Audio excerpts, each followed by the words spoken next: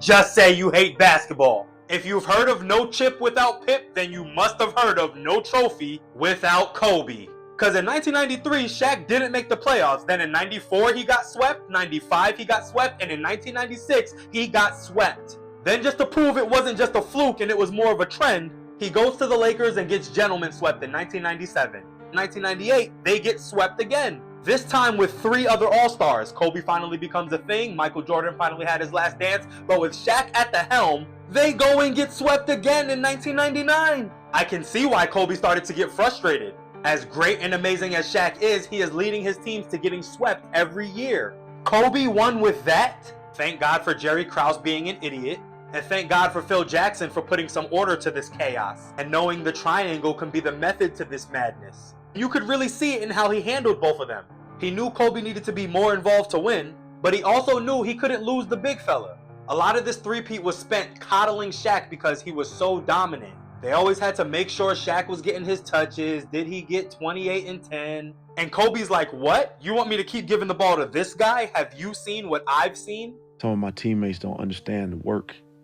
He says, so I see dudes walk into practice 10 minutes before practice and they leave right after. Why the fuck am I gonna pass them the basketball? I don't respect their work ethic. I'm in here busting my ass every day, trying to perfect my craft, and these dudes don't want to work on their game. I don't trust them. And why would you when the leader of the team is saying stuff like, I never worked out in the summer. Even as a pro? No. For what? Who am I working out for?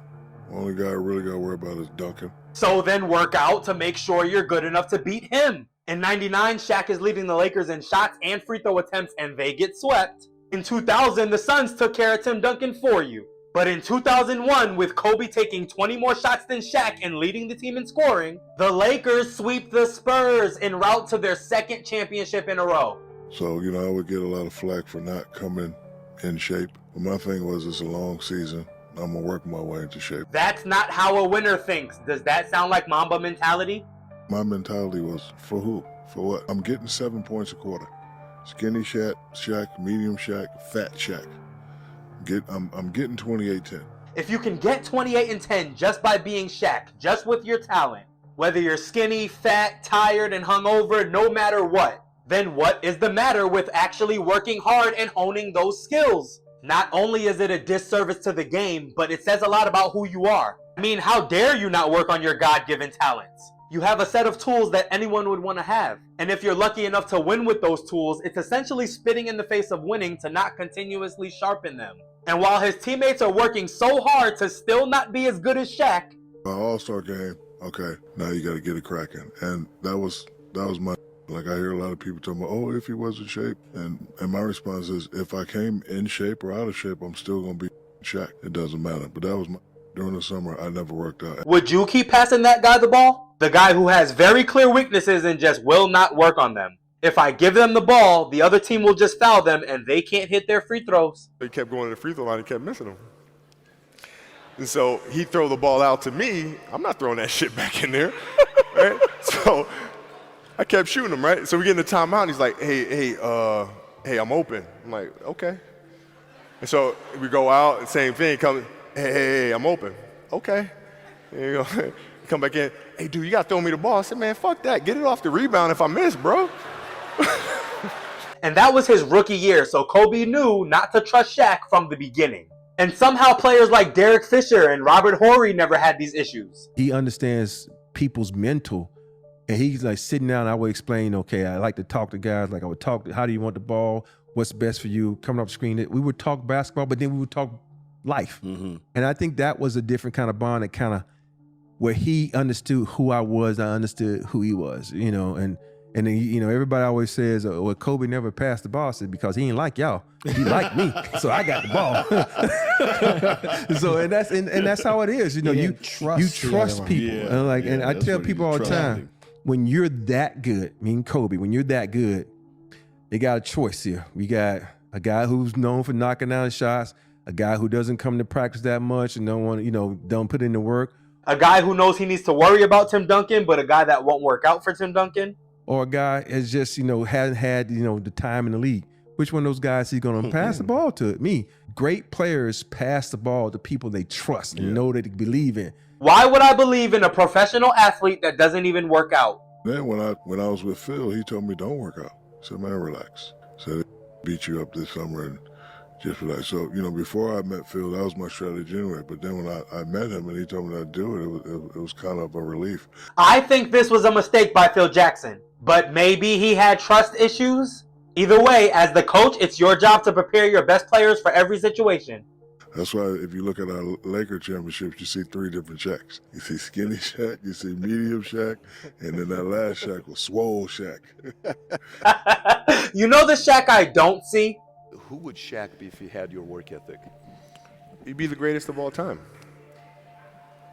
If Shaq had your work ethic, He'd be the greatest of all time. Greatest of all time by a For mile. sure. He'd be the first to tell you that, for sure. I mean, this guy was a force like I have never seen. I mean, it was crazy.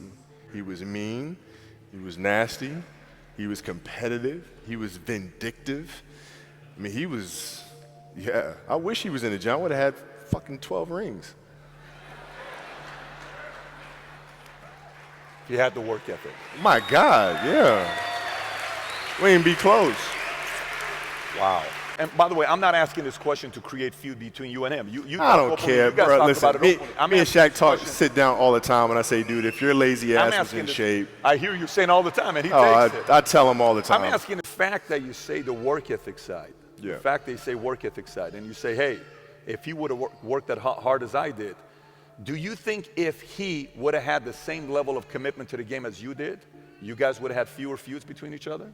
Yeah, because I listen. I don't deal with people that don't commit at that level, but then act as if they do. I don't deal with that. I don't. It's real shit. I mean, I listen. So, like, we used to get into stuff all the time because it was like, you know, he would say, okay, Kobe's not throwing me the ball.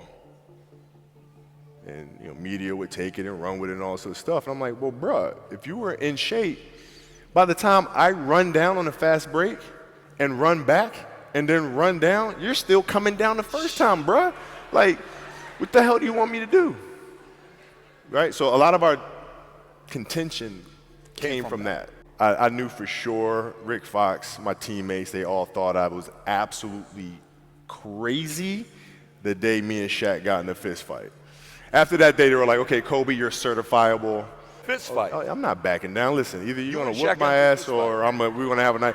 But, you know, there's a level of respect. And for Shaq, too, by the way, I know he's told me that day was a big turning point for him because it was like, you know, he's generally used to talking trash and saying what he wants and nobody really stepping up and challenging him on that. And when he saw me challenge him on that, he was like, this kid's crazy. All right. I can win with that. But more importantly, Kobe won with that. You get swept 4 out of 5 years and you don't want to work on your game. Made perfect sense when he really broke it down as to why he is the way he is with certain dudes. Kobe deserves 2 of those 3 finals MVPs. If Kawhi Leonard, Andre Iguodala, Cedric Maxwell, James Worthy, Jaylen Brown, Joe Dumars, and Tony Parker can all win finals MVP, so can Kobe. Kobe won multiple championships with the guy that's been swept out of the playoffs more than anyone in NBA history. Twice! This man really threatened to leave the Lakers if they didn't get Jason Kidd, and the Lakers said, best we could do is Pau Gasol. And Kobe said, alright, here's back-to-back championships and 3 straight finals appearances. Kobe is truly one of one. He was never Robin. If Shaq was Superman, Kobe was Batman. Some people see that and are in fear. Others say, I'm that too. So if you say no chip without Pip, but you don't say no ring without Bean,